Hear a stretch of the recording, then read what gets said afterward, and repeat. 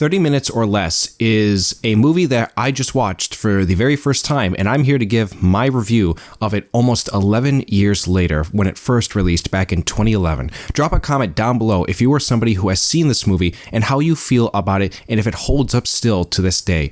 So getting into the review, I have to say, I really liked this movie a lot, and what I like so much about it is that it's just a simple plot about a bank robbery gone wrong that just so happens to be a comedy.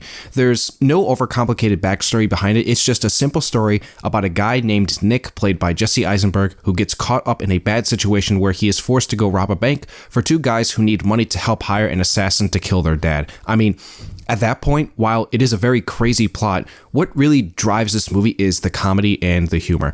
The raunchy humor of old is all throughout this movie, and it's just very funny. The bank heist, of course, which is planned up by Dwayne and Travis, played by Danny McBride and Nick Swardson, is where this comes in from. Danny McBride is always funny in a lot of the movies that he is in, and Nick Swardson is a guy that I've actually never seen in a whole lot of stuff before, since he's mainly in a lot of comedic movies, of which I actually have not seen, minus the grown-up movies. Those are the only two movies I think that I have seen him in, but I never really remembered him in them to begin with.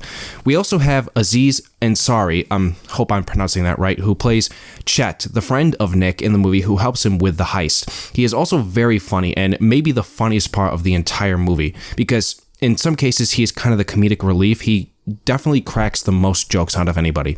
But having said that, I now also have to remember that Michael Pena is in this movie and as well, and man, he might have some of the funniest lines in the movie as well, because he plays just a really funny character. The way he speaks to the way he delivers his dialogue is really good, and Michael Pena is just a good actor all around anyway. One of the bigger things that I do appreciate that this movie tried to conjure up is the fact that it is a very short runtime, which is around 83 minutes long. In today's day and age, you really don't see those types of movies get made anymore, especially for comedies, which are usually on the shorter side. And to some degree, I actually do feel like the runtime here downgrades it a little bit.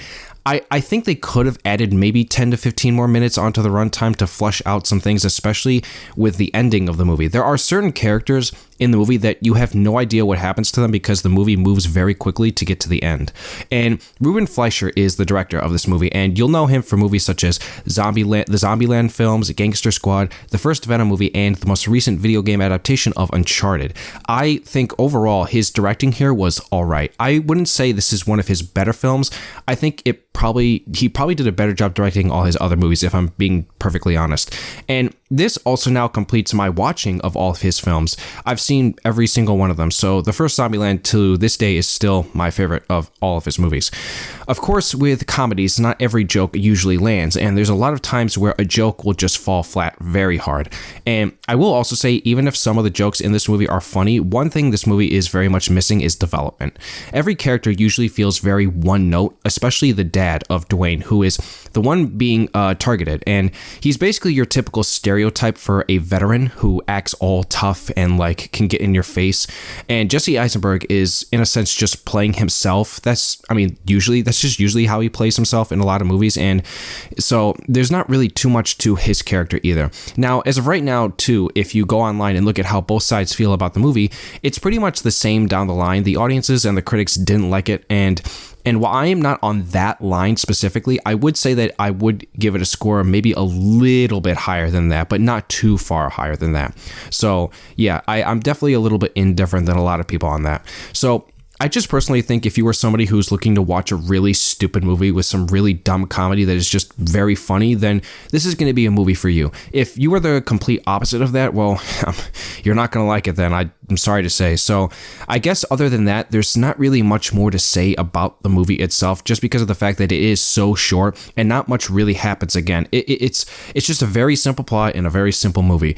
So I also do appreciate, to add on to that we did get a couple of scenes with Murray from Stranger Things. That guy is he's just such a funny actor, so I did like seeing him in here as well for the few short scenes that he did get it.